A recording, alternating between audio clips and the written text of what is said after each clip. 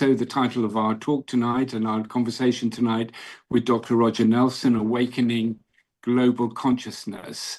And just before we start, first of all, let me thank our host, Lulu, who's here with me this evening, as well as some of the people who come here for yoga, for meditation, and for the kinds of conversation that we're going to have this evening. So I say thank you to Lulu and her guests. And I say thank you to those of you, our members of Human Consciousness Forum, who are here together with us on in the Zoom room, and we'll be asking questions on the chat later on this evening, and to all of you watching it at home around the world on the live stream. We are all connected. That is Roger Nelson's catchphrase, and I hope we feel connected. I hope you're sitting somewhere comfortably, and I hope you are feeling warm as we are here in London, here in Awaken, in Brook Green, in Hammersmith. And let me just say that this is we're very excited because this is the first of our events for the Human Consciousness Forum. And it's a huge honor to have the inauguration with Dr. Roger Nelson, who's been a very good friend for some years and who's going to be speaking to us shortly. And you'll remember, if you know about Human Consciousness Forum, that we want to develop the conversations around what it is to be conscious, to be a conscious human being, from different perspectives, from the perspective of spirituality, yes, but also from the perspective of science, from philosophy, and there's a great awareness and interest, I think, in human consciousness today, and we want to really tap into that in the conversations that we have in the Human Consciousness Forum, and have respectful conversations from different perspectives and see what we can learn from each other about human consciousness from those different traditions, and in particular how we can take that learning and understanding and apply that to modern life, to our own personal lives, but perhaps also to our communities and even to public policy making. I just give you an example: meditation. Many more people practice meditation and mindfulness, and whether you do so yourself or not, I'm sure you will agree that does have it does seem that many people report that does have a positive effect on our physical health, our emotional health, our mental health. And at a time when health resources are very strained, I think that's important. We need to give more attention, more awareness to these things. So this is the Human Consciousness Forum, and we will be having regular events. I do encourage you to sign up for our newsletter so that we can keep you informed. We are looking forward to also continuing the practice of meditations. We partner with Enacting Peace, which organizes meditations on a quarterly basis for the solstice and for the equinoxes. And the next meditation will be from Ananda in Assisi, the Ananda Christmas meditation on the 21st of December. So please watch this space for more information about that. And I'm also delighted to say that we will be, we think we've got to confirm this, we will be taking part in an event with Federico Fagin, who is dedicating his life to human consciousness, the man who made his name inventing the touch screen for computers, and now is dedicated to research on human consciousness in Florence in January. And we also have confirmed that Dr. Rupert Sheldrake, who many of you will know, will be speaking to the Human Consciousness Forum from the House of Lords in London in February. And so we have a very exciting program ahead. And tonight we start with Dr. Roger Nelson. And these are difficult times, aren't they? Perhaps we can take a moment just to reflect on the state of our world at the moment, a world where there is war, where there is conflict, and not just at the international and national level. We know that many people are suffering in many different ways, suffering from the polarization in our society and the kind of rather, aggressive style of politics that seems to be emerging and is then amplified in many ways by social media. And many of us in our personal lives all of us will have somebody amongst our friends and our family who has a lost one, a loved one who they've lost recently, or perhaps a relationship that has come to an end. And everywhere there seems to be this sense of not just of these difficult things that I'm talking about, but of disconnection. And yet, for me, I don't know about you, but for me, what it means to be human, what it means to be a human being is really not about disconnection. It's all about connection. It's all about connection. Connection gives meaning, it gives purpose to our lives. It's really what our life is all about. And I think we have a deep human need for connection, and connection is also something that's very real. When we connect with other people, it feels great, and to me, it feels real, and I believe it is real. And I believe this has something to speaks to our humanity, but it also speaks to us about our consciousness and how we are how we connect through the fact that we are conscious human beings. And this is why we're so interested to hear from Roger Nelson, Dr. Roger Nelson, who has really devoted much of his working life to exploring the connection.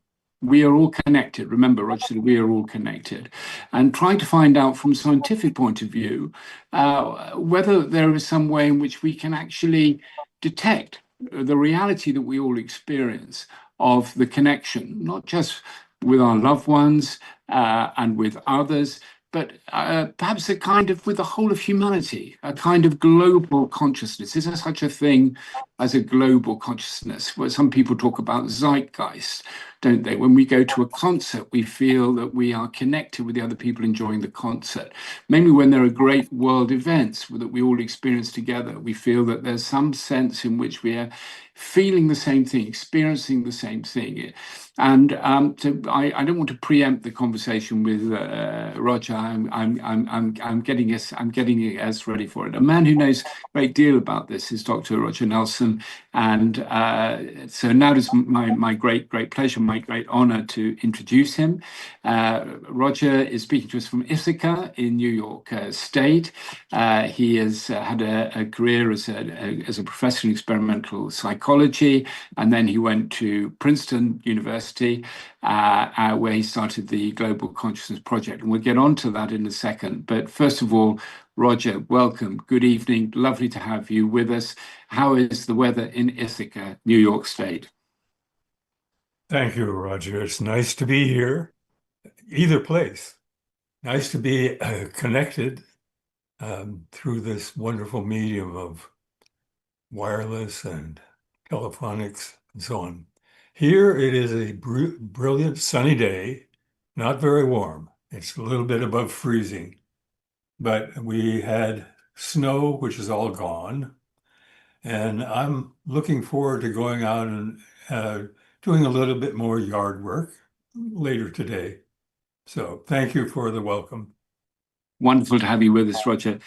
Roger, tell me a little bit about where you started. What was it that sort of got you traveling down the road that you are still on? I know that Teilhard de Chardin was a great influence on you, and there will have been other influences as well. But perhaps just tell us a little bit about the man, Roger Nelson, first of all, and how you first became interested in human consciousness, and what influenced you, in particular as a young man, and got you onto the path you're still on. Well, I would say we have to start with Roger the boy.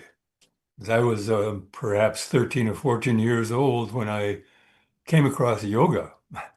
I was actually looking for something like the martial arts, jujitsu or whatever, but the library didn't have, in my small town in Nebraska, didn't have those kinds of books, but they had this magnificent volume by a German and an Indian together, so creating a kind of connected world.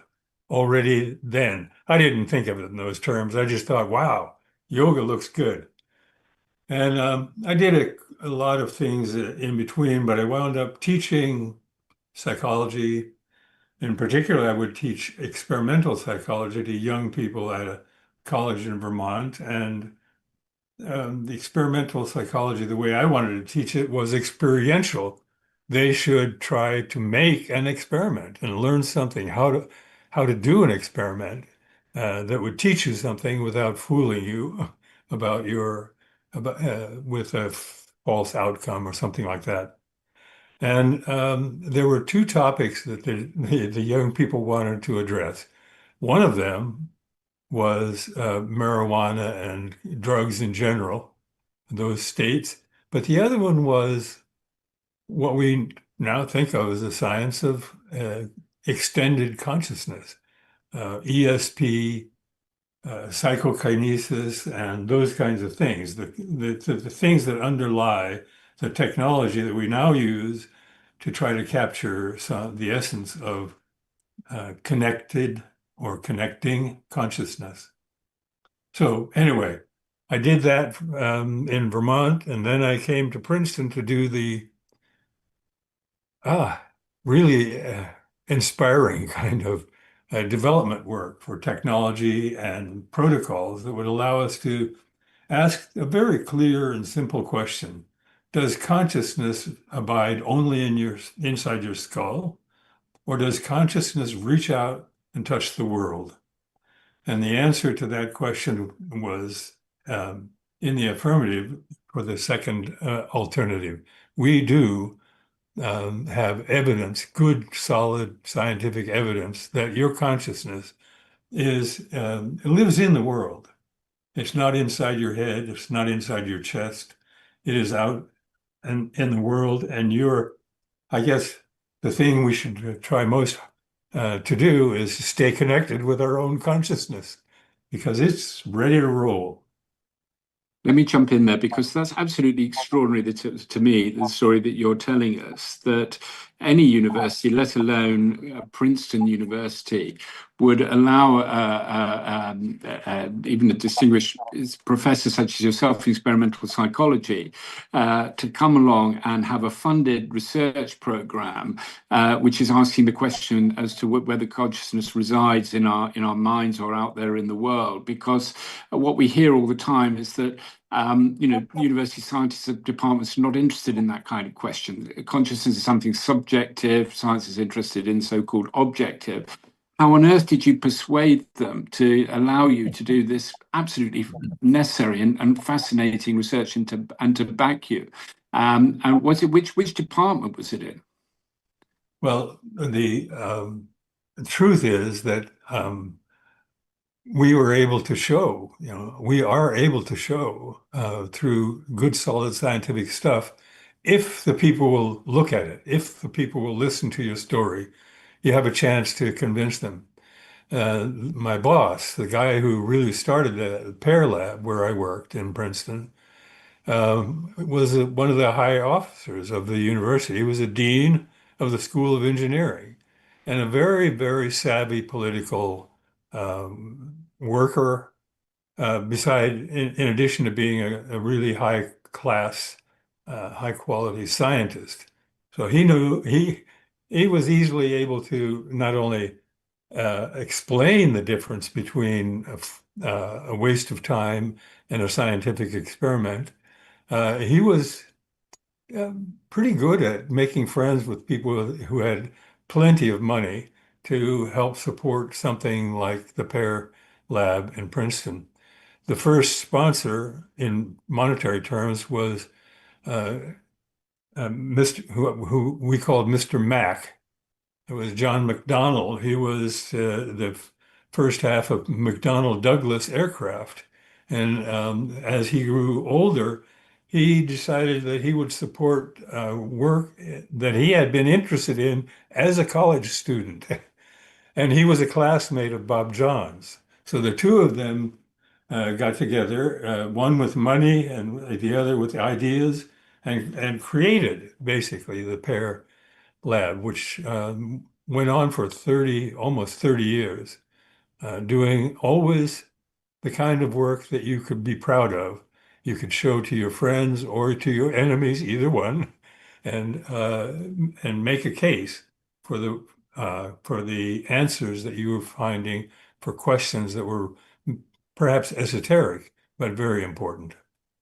Just to remind us what the PEAR lab stands for, what the PEAR stands for, please. It's Princeton Engineering Anomalies Research. Yeah. So it was housed in the engineering school.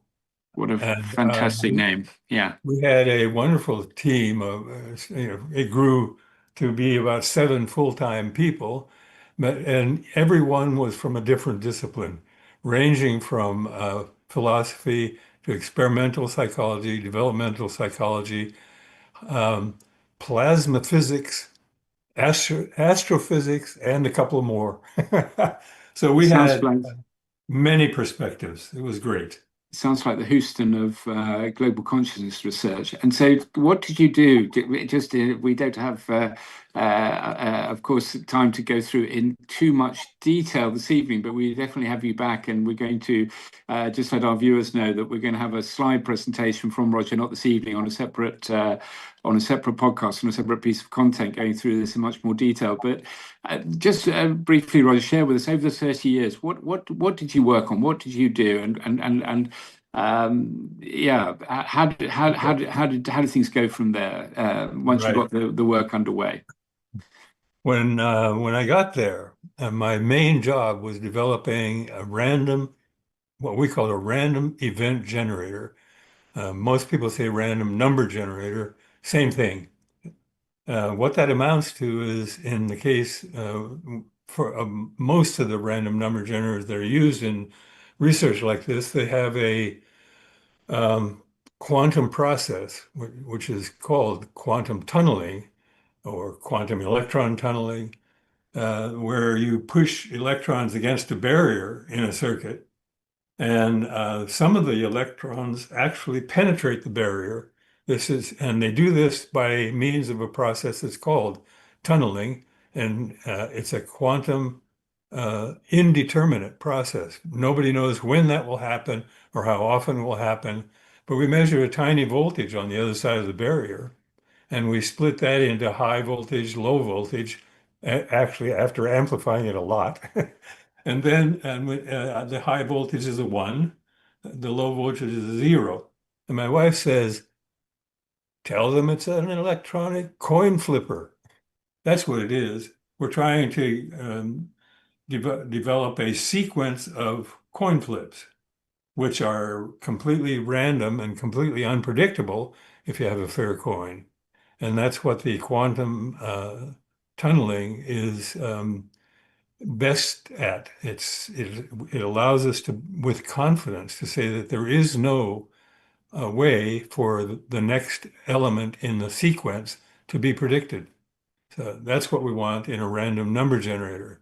And having created a high quality random number generator that will make sequences of numbers, we ask people to change that. We ask people to say, I want more ones. And dream about it and pray for more ones. And it turns out that in over large numbers of experiments, we're able to show that if people do wish for more ones, they will get more ones.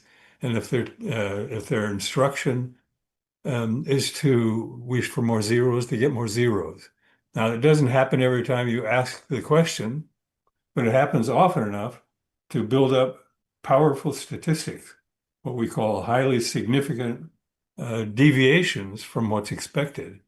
So people, if it's expected to be 50-50, and we get 50.5 and 49.5, and if that's repeated many times, it becomes a highly persuasive piece of scientific evidence that the intention we had to get higher numbers actually had an effect in the world. In other words, my consciousness reached out, touched the world in the form of this random sequence. This is of course absolutely spectacular result if it can be replicated and proven. You've replicated it many times. For our viewers, let me though just ask you a couple of questions, if I can, which will help to clarify things. The random number generator, the coin flipper, the electronic coin flipper that you've described to us so briefly and so sweetly. Um, this is not something just used in your experiments, isn't it? This is something that's quite widely used in science, as I understand it. Is that right? In Well, other, yes, in in relation science, to completely different things. Is that right? that's right. Our first random number generator, the first experiments that we did, used a great big box with a lot of electronics in it, but the core of it was a random number generator that was mainly used by engineers. For example, if somebody was in an automobile manufacturing process, they wanted to Yeah, know what would happen if you have a random jiggling of the car. And so they would use the same one that we use would same be one that you used use. to cause random stress in the automobile. And it was desired that it be random. And so the technology was developed many years before we actually started using it. It's a standard piece of scientific equipment, just as it would be to if we were using a microscope or something else. That's the first thing. And the second thing is, you talked about what is a significant statistical variation. You said your electronic flipper, if you leave it alone, it will just randomly generate these numbers, ones and zeros, in a completely random way. But when you direct some intentionality at it, you get people to pray or to think about more ones, for example. That was the example you gave. You would find that there were more ones than zeros than you would expect, or if you just left it alone and it was generating the numbers randomly to a significant extent from a point of view of statistics. And again, statistics, we all use statistics in every branch of science. I mean, I was never any good at statistics at school, but I do understand that it is a branch of mathematics. It's not something that we've sort of Yeah. invented in the kind of esoteric corner of the world and we don't use anywhere else. And presumably there are when you said what makes it a significant, can you just explain that from the point of view of mathematics? Why do you say significant, and how does that compare with other Right. experiments, Well, perhaps that have nothing to do with this, but we still need to be able to say this is what does it mean to say this is significant statistically? if the device is left alone, it will produce 50/50.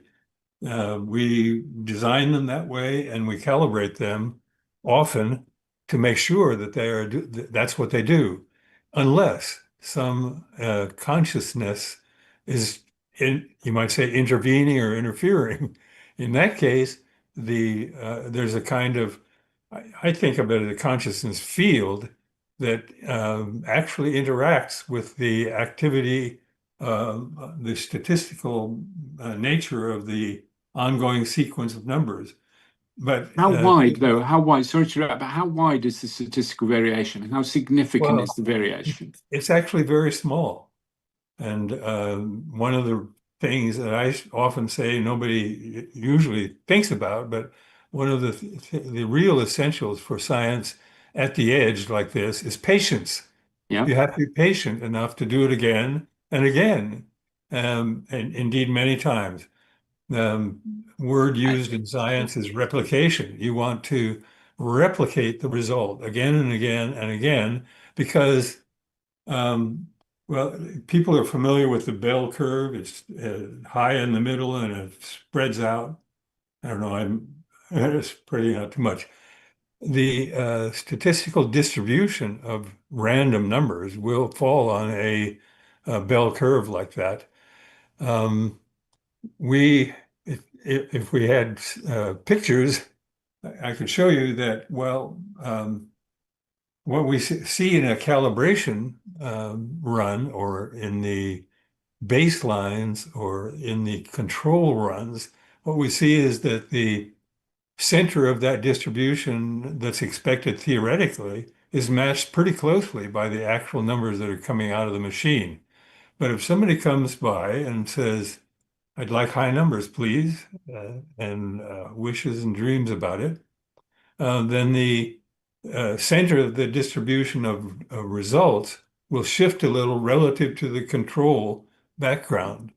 Yeah. But it's very small. So, for example, in the Global Consciousness Project, we do events And we look at, we take, present a picture of each event when it develops and when the statistics develop. And sometimes it's very impressive. Sometimes it's backwards. And many times it is just kind of wandering in a random fashion. What we have to do is recognize that to draw a conclusion from a statistical experiment of this nature, you have to plan to do 20, 25, 30 different independent experiments or replications of the same question or a very similar question. That's Yes, how all which the effective. you've done, Roger. That's right. Is it? Oh, And yeah. as I understand it, how you have to begin with, we talked about one machine, but then you started having more and more of the random number machines, placed in different parts of the world. I mean, we're going to talk about how big this project is today, but in those early years, you started to create more and more of these machines and place them at different points around the world. Is that right? And can you Well, tell us a yeah. little bit about how that developed? And then it wasn't just people praying for and thinking about ones and zeros. It was major world events, wasn't it, that you were picking up? How many machines did you have, and what did you learn from that? Well, let me put it this way. We started with one machine and one person trying to change the machine, and that was in the lab. We Yeah. miniaturized until got random number generators that could be high quality, but small enough to put with a pocket computer in your pocket. So you could take it to what we called field research venues. We could go to a concert or to a meeting that was expected to be really effective and powerful meeting. All kinds of occasions where people would come together as a group. And what we were exploring at that point was the consciousness field developed by a group, or in other words, group consciousness. Now, after doing that for a while, it became kind of obvious in a way that we should explore further how big a group, and what if we had two of these devices instead of only one? And ultimately, the original GCP, which ran from 1997 or 8 to 2015 with a formal series, with formal experiments, and still is actually producing some data today, that maximized with about 75 random number generators, and they were placed all over the world. Wherever somebody said, yes, please, I'd like to host one of these devices. So we had a wonderful run of many years with a pretty big network that was, you might say, able to pay attention, or it was designed to pay attention when something special happened.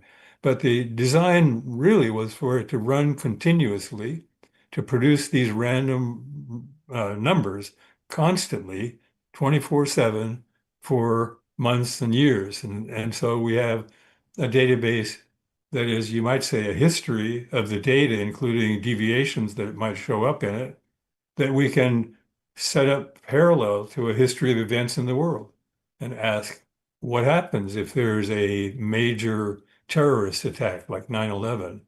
Or what happens if people come together on New Year's to celebrate what? A moment in time.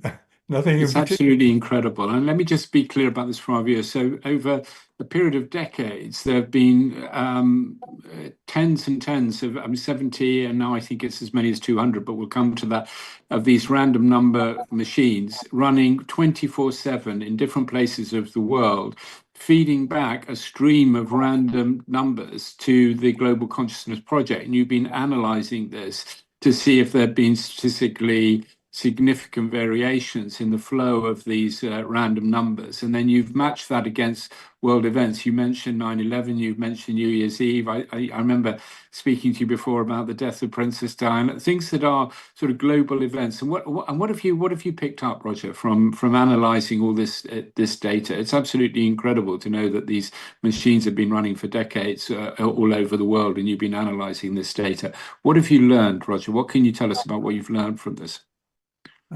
Patience. But yeah, gradually, I'm half I introduced myself when I went to Princeton as 100% skeptical and 100% open-minded and, Beautiful. innumerate, unable to do math. But but that's really it's still a reasonable description. I'm not inclined to try to prove something that is false. I'm very much interested in gathering such clear and clean evidence that I can Beautiful. depend on that evidence as an answer to the question I have asked in a formal way. So what I learned is that it is possible to ask high quality, unimpeachably clear questions about the possibility that there is something like a global consciousness that forms when large numbers of people come together, either driven by events or come together on purpose to do meditation over the whole world, for example. And in either case, whether it comes from an outside stimulus or from an internal intention, this gathering of consciousness, the gathering of a large number of people feeling the same emotions, especially certain emotions are particularly important, like love and compassion, which are joining emotions. They are about being together more than something like anger or fear, which will drive us apart. Anyway, I what I learned was that if we do the homework, do this, set up the situation with clarity, we can ask what seem like unlikely questions. Does consciousness um, come together and in such a way as to create a kind of influence that will change random number generators? And the answer to that question is yes. And it took me probably 3 or 4 years with a couple of events every month. So I gradually built up enough of enough answers to the same question, basic question, that I became myself persuaded that we're on the right track. And then we just continued. I think So, we just leave that out there for our viewers. You can follow up on Roger's work, and we will create a blog and we'll create more content.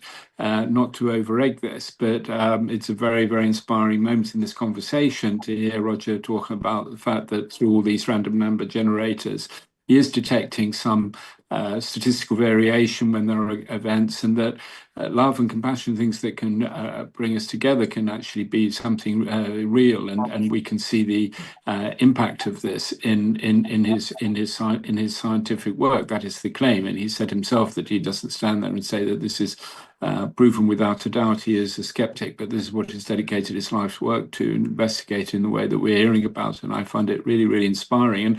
And Roger, I believe that if it's the case now that the Global Consciousness Project has moved from Princeton to California, is that right? And it's now hosted by the Institute of Noetic Sciences, which is a wonderful organization based in, as I say, in California. I think am I right in thinking that you now have 200 machines that are still going? What is happening with the Global Consciousness Project today? okay. I would like to talk about the final result from Oh the yes, please. 200 Yeah, formal yeah. experiment, just a moment. Basically, we continue to do the same rigorous protocol for 17 years and accumulated 500 independent tests of the Wow. hypothesis that human consciousness could affect this random network. And the bottom line in statistical terms is a deviation from expectation of 7 standard deviations, what people in science usually call sigma. 7 sigma, it's actually a little bit more than 7 sigma. And in most of the hard sciences, people are happy if they get 5 sigma. They'll say, okay, now we've done our job. We've shown that this truly exists. So we're in the same ballpark with that kind of confident assertion that the question that we're asking has now been answered in a form that is reliable, is statistically reliable, and it allowed us to do more, a lot more sort of digging deeper into the data, a lot more work like that to find out things like what's the emotion if it's expressed in these events, what's the emotion that's most potent? And it happens to be compassion, which I love. And also Roland McCready, who is the research director for HeartMath Institute. That's something that he really was happy to hear and see, because I asked him at some point, not too long after the formal series was finished, would you possibly be interested in taking over this project? Because I think we've answered some questions, and we've revealed other questions that really deserve some attention. And after considering it for quite a while, Roland's story is that had it not been for this compassionate finding, he might not have decided, yes, he will do it. So anyway, he is the leader of a group of people from HeartMath Institute and from the Institute of Noetic Sciences, from the original GCP, and some independent people like a good friend whom I've never met from Stockholm, whose name is Ulf Holmberg. He's an economist, and he's been doing very interesting analyses showing that the Global Consciousness Project daily data, if it's showing a high deviation, it will predict a certain movement in the stock market. So that is very anyway. The team has designed a new random number generator. It's actually 4 random number generators on one board. And the technology is now simpler because it's more modern. So people can fairly easily become citizen scientists and host one of these devices, which really requires only plugging it in to a power supply and into your router. And whereas it used to be a whole lot of back and forth to get one of our random number generators, a new one running in the network. Now it's easy. And I encourage anybody who's interested to go to gcp2.net, gcp2 the number .net. And there you can find out a lot more about the current state of the Global Consciousness Project. It's called GCP 2.0, and it really is a kind of, modern version. When we started in 1997 designing this and putting it together, it took us several months. And so in 1998, we took our first data. But in the meantime, that the technology that we think of, we take for granted, the internet, for example, almost it arrived just in time for us to be able to do the Global Consciousness Project. In the early 90s, that was the high-speed development time. And in many parts of the world at that time, in the 1990s and 2000s, there wasn't any internet. We couldn't even have one of our stations there. Now it's a little easier. Yeah, it's absolutely a wonderful, positive message you have for us. And as I understand it, nobody yet has disproved your theory. I mean, I know that it's contested. Nobody's come up with an alternative explanation. Nobody's contradicted the evidence or that you have produced. And so I think this is absolutely right that we should be drawing attention to this body of work that you've given your life to. And just finally, before we open it up to questions from others, Roger, what would you be saying to Roger the boy today, looking back on this body of work and so on?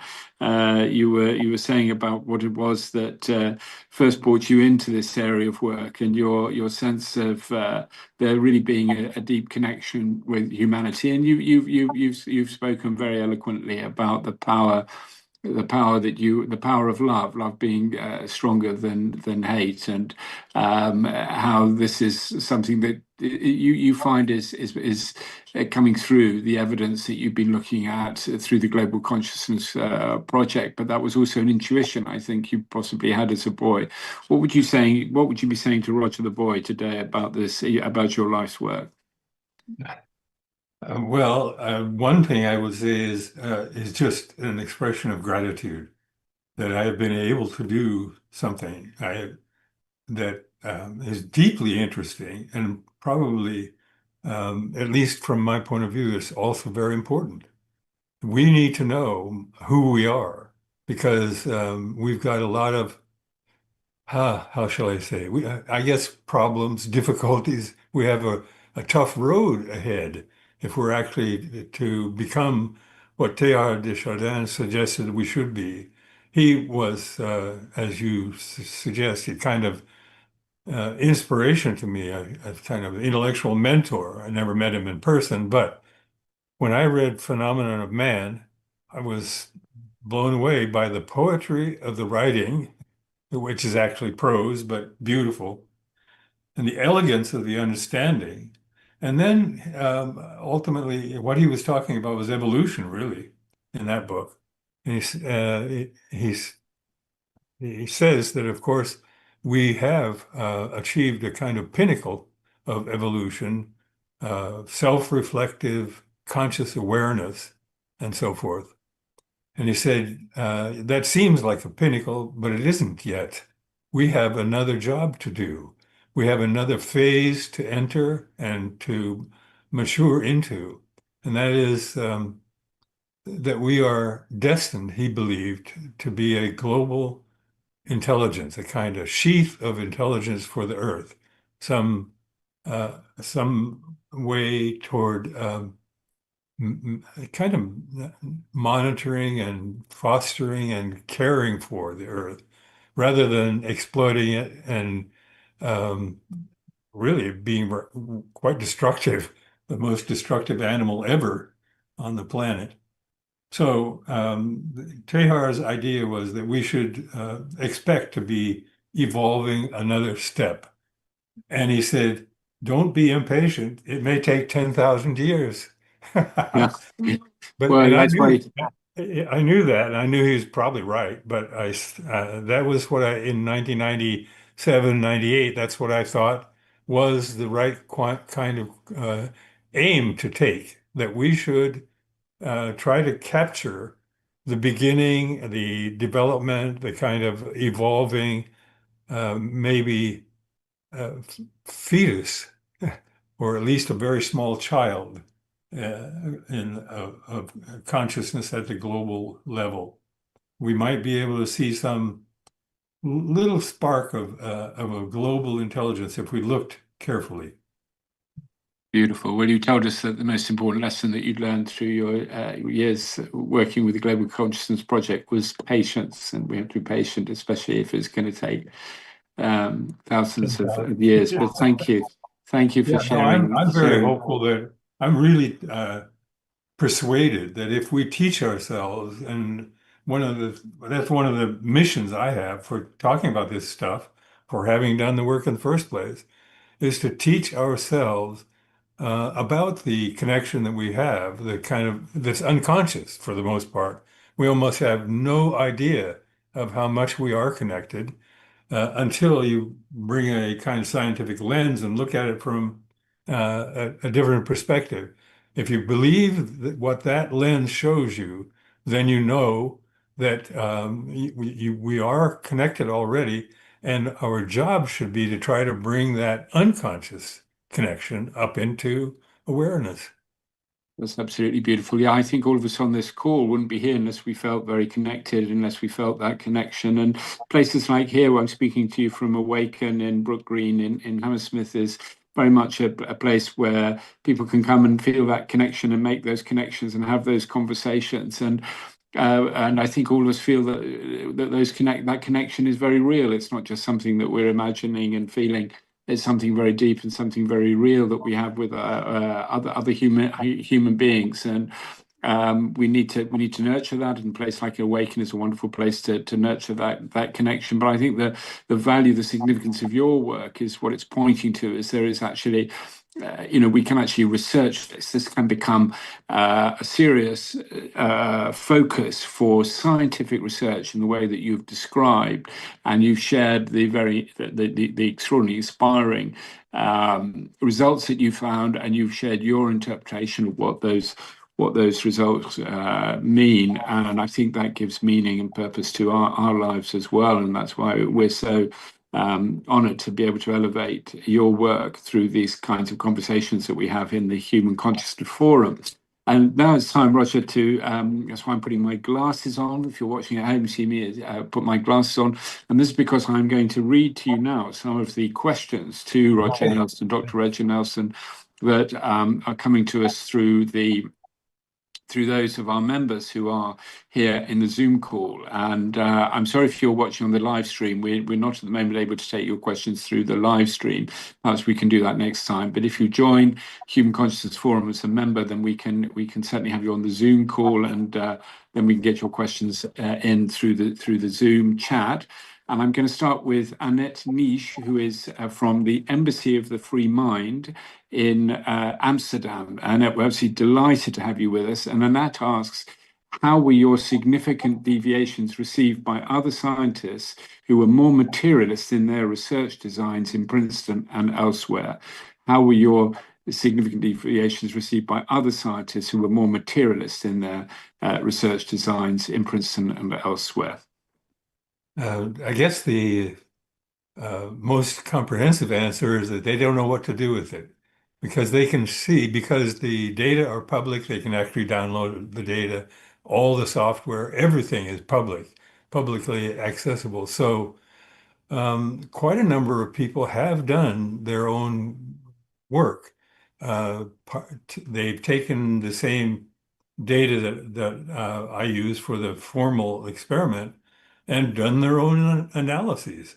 And some of those analyses are very interesting. They show things that I didn't know about and couldn't even have asked a question about because I didn't know.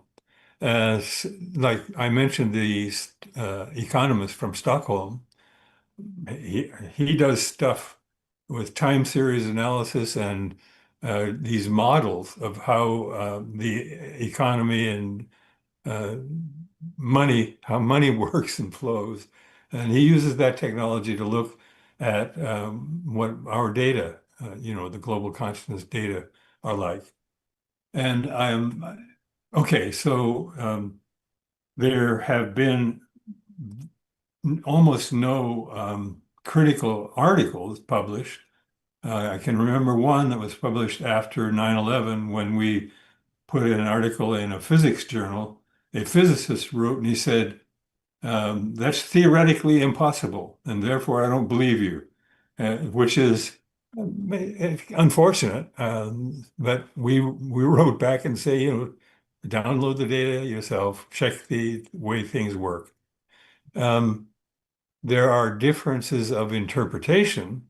My interpretation is that there is something like a global consciousness, and it's at some basic level the reason why we see the deviations we do in these random number generators. Nobody has a full explanation for how that would work or how it happens. But an alternative that some people believe in, which I don't, is what's called data selection. That is, in some parapsychology experiments, it's possible to develop a model where when you press the button is the moment when the future is determined. The future will unroll now. And if you precognize what will happen in the future and press the button at the right time, you can get what fortuitous sequences of data without having changed it, without having had any influence on it directly. So you reach out into the future, you get the information about the successful trial, and then you reach back to the present and use that information to start the successful trial at the right moment. I find it, I'm probably not being entirely fair, but I think that's it's a fairly accurate description of what is sometimes referred to as, um, well, the the alternative explanation that might explain why we get the results we get in any of these experiments using random number generators. Press the button at the right time, you're going to get fortuitously, you will get a sequence that's just going to happen anyway by chance, but it will look like it's happening in your experiment at just the right time. So you said at the beginning, you're skeptical and you're open-minded, and that's exactly what we love in the Human Consciousness Forum. You're able to present the counter-arguments, and you've said to us, this is your interpretation, and I personally find your interpretation very inspiring. It is an interpretation, and there are other interpretations, and you're sharing those with us in the spirit of open inquiry and of science, and we appreciate that very, very much. And we've got another question now from, thank you, and thank you, Annette, for the question, from Ulisse Di Corpo, who is based in Rome in Italy. And Ulisse asks, how is the global consciousness linked to the ideas developed by Teilhard de Chardin? How is global consciousness linked to the ideas developed by? Well, that's a wonderful question. That sounds like a PhD thesis, and we've only got 2 or 3 minutes. And then there's another question after that as well. So please don't be tempted to go long on this, but we don't want to not ask that question. It's a beautiful one. Roger. Absolutely. It is the question, in a way, that I asked at the beginning of the project in 1998. I said, we have shown that the individual consciousness can touch the world and change a random sequence. And we have explored and found the same thing is true if we have what you might call a consciousness field from a group. And group consciousness reaches out, apparently, or another way to think about it is that the random number generator I bring to a group who is going to the opera to listen to the famous arias, that random number generator becomes another part of the audience, and it becomes as fascinated, as enriched by the aria as we humans do who carry it. And by the same token, I wanted to create a worldwide network that would, at least in principle, potentially be able to respond to changes in the nature of the global consciousness. So if we went from being a humdrum day to having a grand celebration, a religious holiday or something like that, the nature of the human consciousness en masse would change, so that it would become a little bit more connected, internally connected, or the words that I think probably are very good to use are coherent and resonant. It's easier to see in the case of a group of people attending a concert that we're so drawn in by what's happening at the concert. We're so drawn in that we resonate with each other. We become a coherent body. And I think that happens to us in a measure which we really can't perceive on the global scale as well. So Wonderful. the connection to Teilhard was that he said, as I interpreted his writing, he said that we are destined to become a composite sheath of intelligence for the Earth. That was we were supposed to develop into a connected layer of intelligence for the planet. Wonderful. Thank you so much. And that seems very resonant with much of the discussion in consciousness research today. We have a question from Lulu, our host here at Awaken in Brook Green in Hammersmith. Lulu, thank you. Please ask your question. And thank you again for hosting us here at Awaken, your lovely centre in Hammersmith. Lulu. Yeah. So you kind of did answer that a little bit, but knowing what you know to be true, I was wondering what you are curious to discover or find out next, and perhaps what message you'd give to everybody in regards to how we can benefit from maybe this global thinking and how that might help humanity. Well, I'm excited about the GCP2 possibilities. It's a big team, and there's a lot of resources available in terms of the kinds of questions that might be important.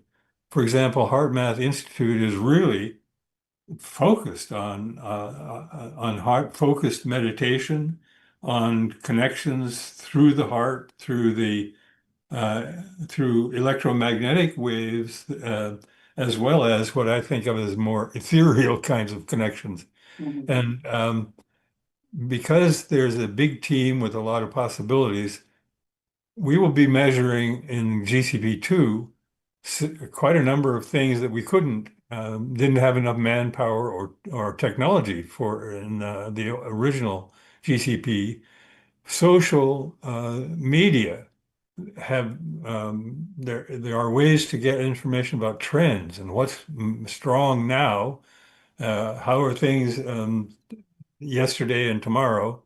We can track the kinds of findings or the manifestations in social media in parallel with tracking the data from these random number generators. And the prediction is that we'll find correlations, kind of synchronized movement in a way that's much more direct than we could now. We'll also be looking at all kinds of physical things, electromagnetic spectrum, and making connections to things that the HeartMath Institute is also doing, things like the Tree Project, which you may not have heard of, but keep it in mind when you go to HeartMath, put in the search Tree Project.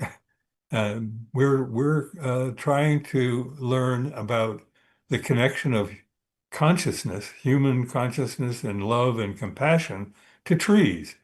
If we send love to a tree, does the tree know it? Does the tree respond? The answer to that is yes.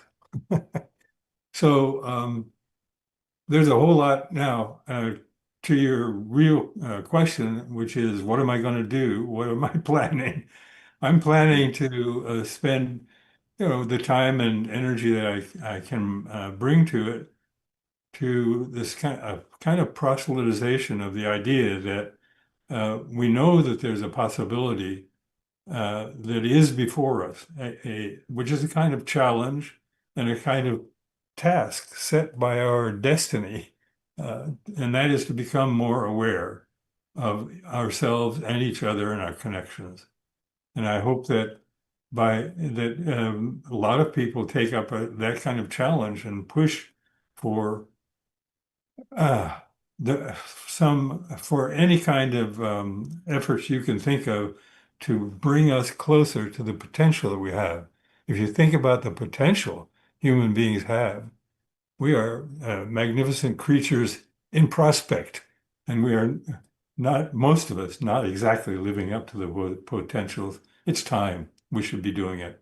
It's time we should do it, and I'm sure we all have a tree that we love. I know I do, and it's very encouraging to know that your research is seriously looking at this, and that the tree, maybe the tree actually gets it, and that saying love the tree example. And we've got other lovely comments in here from John, Drummond, thank you for sharing. And from Eleonora, very fascinating. Thank you so much for sharing this powerful work. And we don't have time for one more question, but I'm going to ask it anyway, because it's a very good one. And also this is such a wonderful experience, Roger, being able to talk to you. But we'll have this one more question, and then we'll have to wrap things up, and we'll say goodbye to our live stream audience, and then we can stay a little bit with our members still on the Zoom call for a little bit longer. And so we hope some of you watching will join as members and be able to stay on for the